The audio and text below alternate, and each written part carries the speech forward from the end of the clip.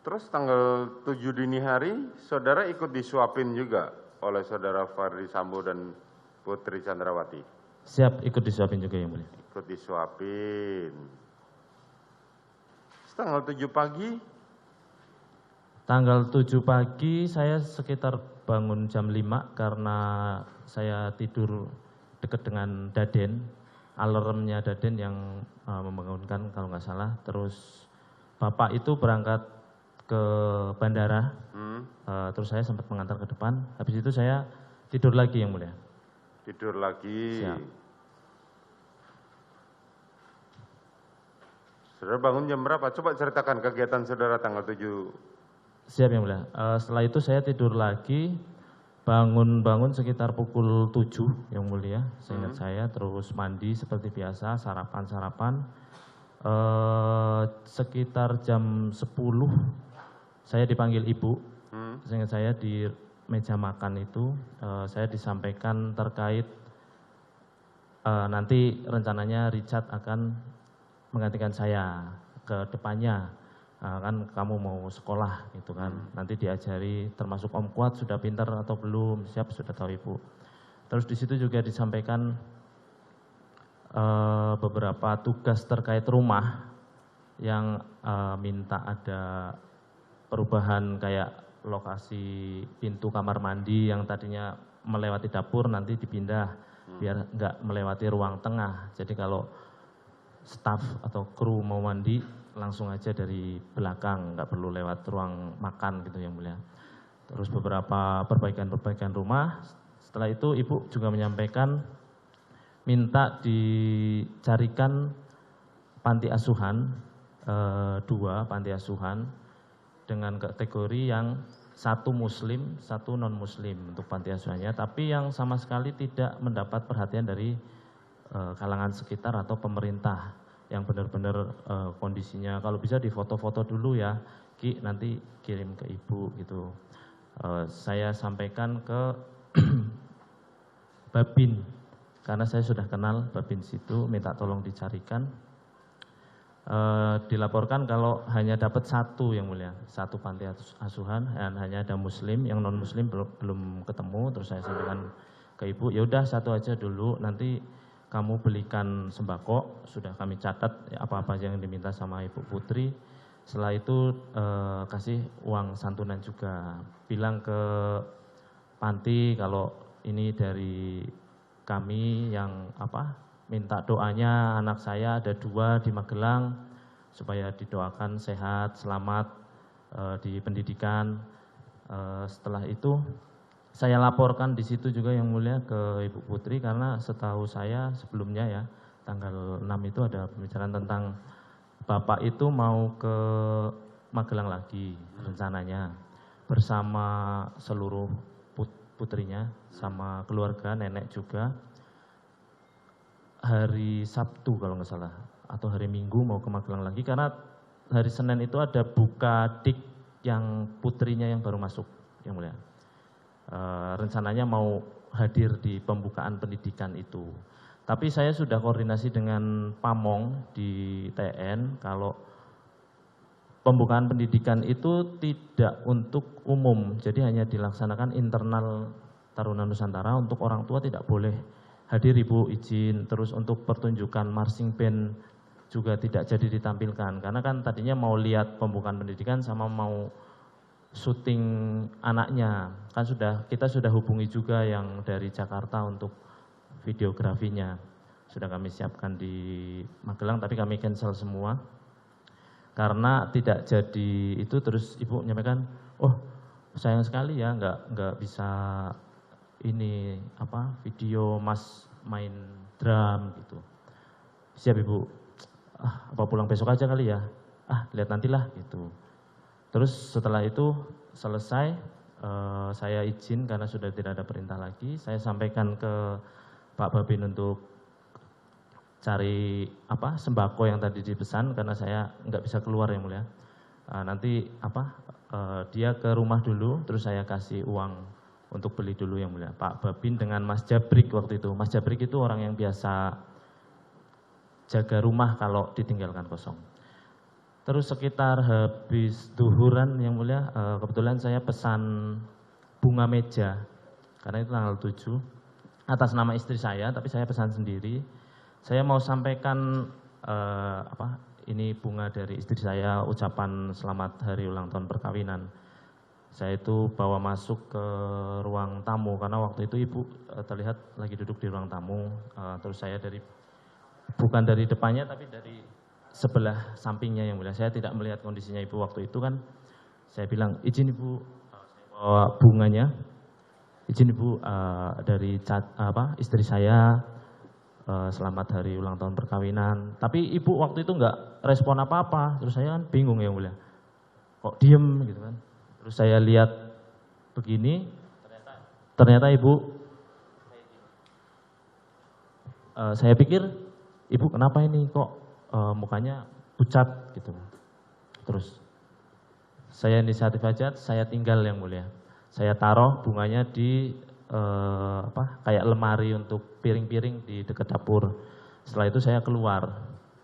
Saya sampaikan istri saya bunganya tadi saya sampaikan, tapi ibu kayaknya lagi nggak enak badan, soalnya kok tertidur di sofa ya dalam keadaan duduk gitu. Oh ya udah nggak apa-apa, makasih yang, tapi saya foto. Terus sekitar pukul 2 atau setengah 3 itu Pak Babin ini sama Mas Jabrik WA kalau semua barang yang saya minta sudah disiapkan. Terus mereka ke kediaman, udah bang kesini aja, ngono. Nanti saya ikut ke panti asuhan, tapi saya lapor ibu dulu. Setelah itu saya ke dalam lagi yang mulia, tapi sudah tidak ada ibu di ruang tengah. Saya pikir paling istirahat. Saya WA juga, izin ibu untuk barang-barang sudah semua dan untuk uang santunan juga sudah kami siapkan, mohon petunjuk. Tidak dibalas.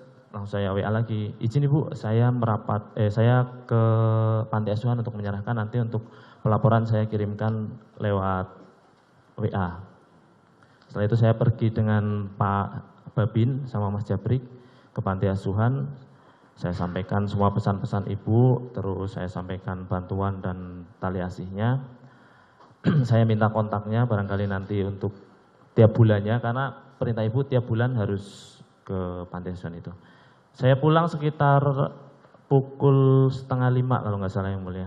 Sampai di kediaman lagi, terus Pak Babin sama Mas Jabrik pergi, saya duduk di garasi samping itu yang mulia. Nggak lama Mas Brata itu chat saya, Om minta kipas angin yang kecil, gitu. Ada nggak di rumah? Oh nggak ada mas, ya udah beli aja, cari aja gitu. Terus sama makanan ya om gitu. Oh ya mas, karena sudah terbiasa sebelumnya yang mulia diminta itu. Terus saya waktu itu ada Om Kuat di situ, saya sampaikan Om mau apa, Mas Brata minta ini. Oh ya udah ayo, karena biasanya saya juga sama Om Kuat kan perginya. Saya ke S Hardware atau Informa itu kan satu gedung. Saya beli kipas anginnya karena nggak ada kan. Terus saya beli kipas angin. Oh saya mampir ke ini dulu yang mulia, mohon maaf. Ke warung ayam penyet itu saya pesan dulu 15 kalau nggak salah. Nanti saya ambil ya, saya tak ambil barang yang lain dulu karena warung itu juga sudah biasa langganan saya. Setelah itu dari Informa saya ke penjahit karena baju batik Mas Brata kemarin ada kesalahan, minta dipasang resleting tapi salah masangnya, jadi saya betulkan lagi di penjahit Magelang. Setelah dari penjahit saya mau ke ambil ayam. Di perjalanan itu Mas Brata ngechat lagi, minta bantal. Setelah itu karena bantal itu ada di rumah, saya kembali ke kediaman yang mulia bersama Om Kuat. Itu sekitar pukul 18 lah, maghrib. Di situ saya masuk ke garasi, saya duduk di sebelah meja, Om Kuat yang masuk. Enggak lama terus Om Kuat, waktu itu ada Richard, hanya ada Richard sama yang di garasi hanya ada Richard, terus Om Kuat masuk, terus keluar laginya sama Susi. Bilang kalau Om bantalnya beli aja. Terus karena Mas Brata udah nanyain terus di WA, oh mana jam berapa masuk, jam berapa masuk. Oh ya udah, nanti aja wis. Udah yang ada aja dulu. Pas saya mau jalan ke depan, saya ingat saya Richard yang menyampaikan, "Bang, saya ikutlah." Karena bosan di rumah terus. Setelah itu Richard yang nyetir, saya masuk terus keluar mampir ke warung ayam penyet dulu, masih nunggu sekitar 15 menit. Sebentar. Siap. Sebentar. Tadi di antara para saksi yang lain yang kita periksa, hanya saudara yang menyaksikan bahwa saudara Putri pada tanggal 7 itu sakit. Hanya tertidur yang mulia. Saya mungkin persepsi saya mungkin kurang enak badan. Persepsinya kurang enak badan. Siap, tapi karena tertidur. waktu saya antar bunga, izin Bu, ada bunga dari Caca, itu bunga meja. Terus beliau itu nggak respon, diem aja. Tapi saya nengok kayak gini, ternyata matanya merem yang mulia. Padahal sebelumnya masih ngobrol dengan saudara. Waktu mengumpulkan saya jam 11 itu, maksudnya memanggil saya jam 11 itu, ya masih menyampaikan beberapa perintah-perintah yang tadi yang mulia. Ya kan artinya masih bercakap-cakap dengan saudara. Masih yang mulia. Nah, kemudian dia tertidur. Siap, tertidur di sofa yang mulia. Menurut saudara tidak enak badan. Persepsi saya yang mulia. Ya, oke.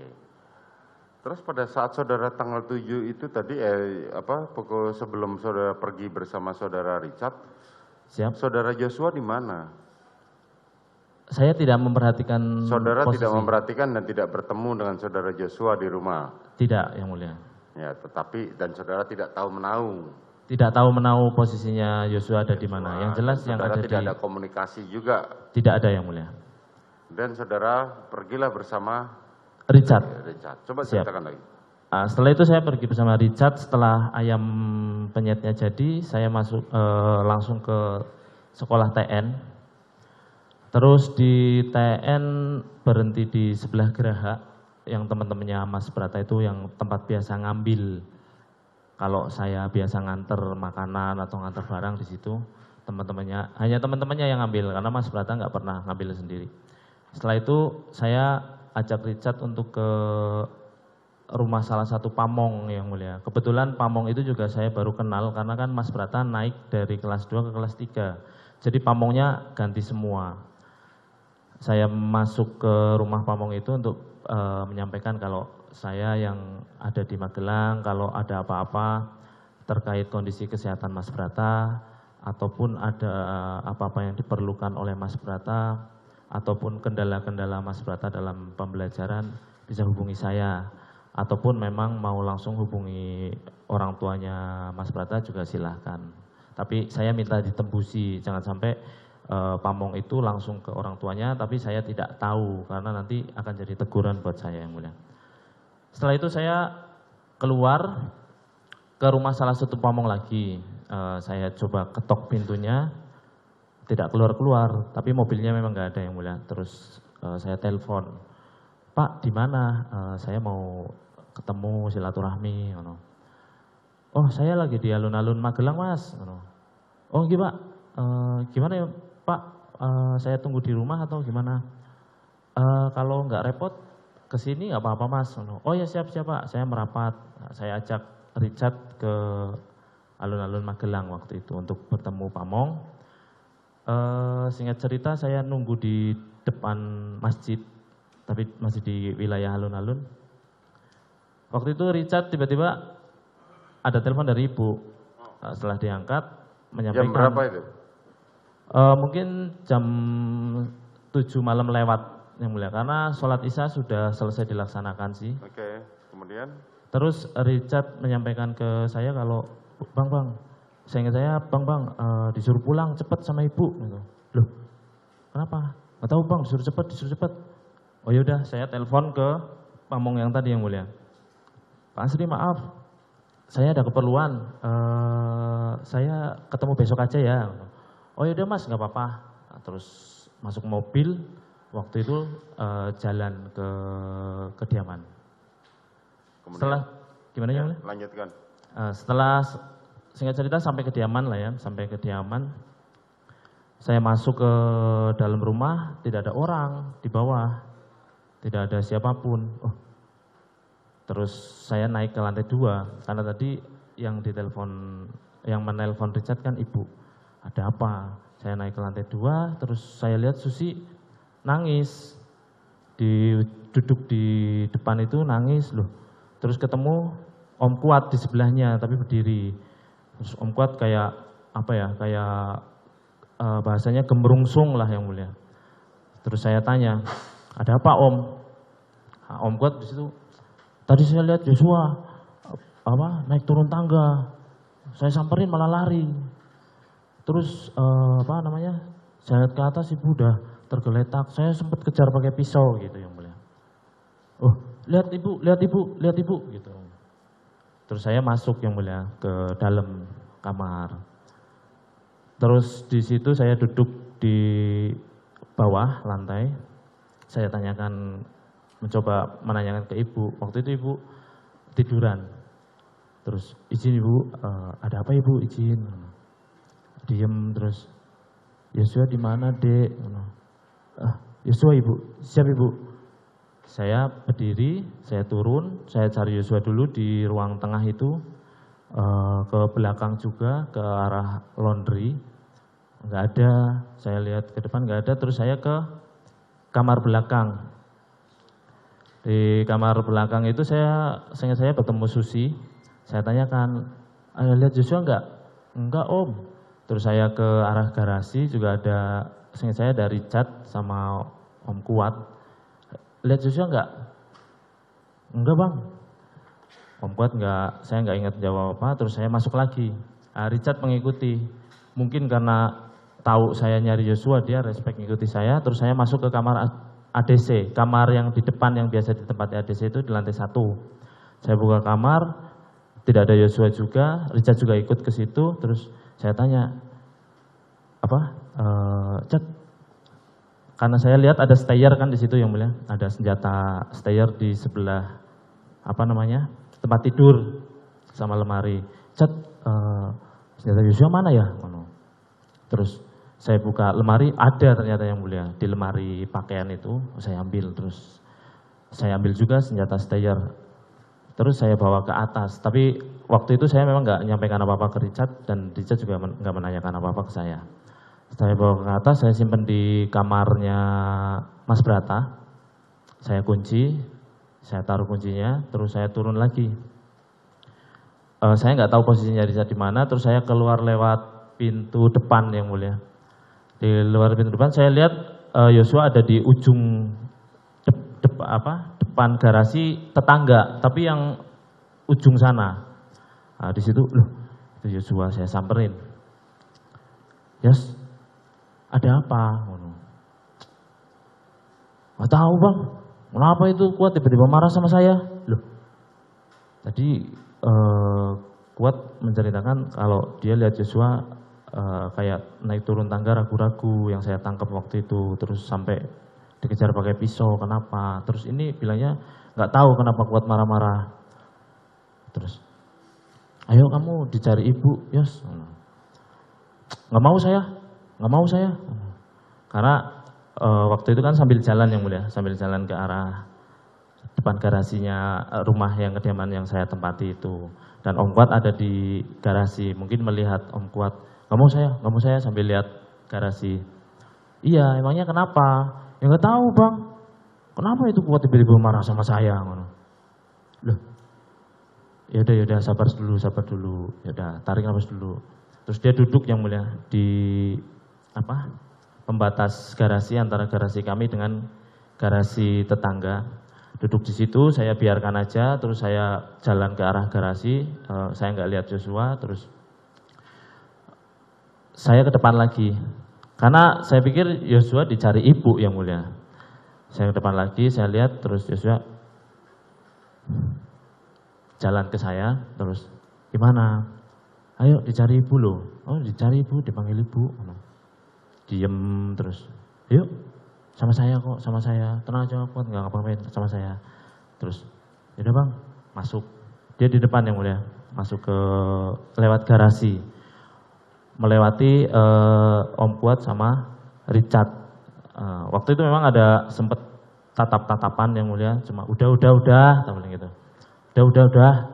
Terus masuk ke kamarnya Susi, lewat kamar Susi, masuk, naik ke atas yang mulia. Naik ke atas, terus saya sampaikan pintu kamar ibu kan setengah, hampir tertutup, tapi nggak tertutup. Saya buka, izin ibu, ini Yosua ibu. Terus ibu cuma yang, karena kondisinya waktu itu saya lihat, pucat lemah gitu yang mulia.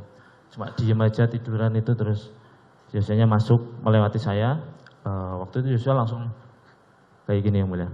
Terus duduk di situ, terus saya lihat, saya nggak dicari, berarti saya nggak itu, saya yaudah saya tutup aja pintu yang ram, karena pintunya ada dua yang mulia, yang dalam buka ke dalam, yang ram buka keluar. Yang pintu dalam setengah tertutup, jadi saya tutup yang pintu ram, terus setelah itu saya hanya berdiri di daerah situ aja yang mulia, di lorong itu, sambil sesekali melihat ke arah dalam yang mulia. Karena saya tidak tahu masalah ini masalah apa. Setahu saya dari cerita Om Kuat berarti masalahnya ada perselisihan antara Om Kuat dengan Yosua, ada selisih paham gitu kan. Ya. Siap. Selama berapa lama Yosua berdua dengan saudara Putri di dalam? Tidak terlalu lama yang mulia waktu itu. Apa yang dibicarakan saudara tahu? Saya sempat kepo yang mulia, maksudnya sempat apa sih, ada apa sebenarnya, saya coba-coba dengar, tapi pas diem saya dengar cuma kayak yang gitu aja yang mulia. Jadi pas kayak gini, pas kayak ada pembicaraan tapi yang kecil yang mulia.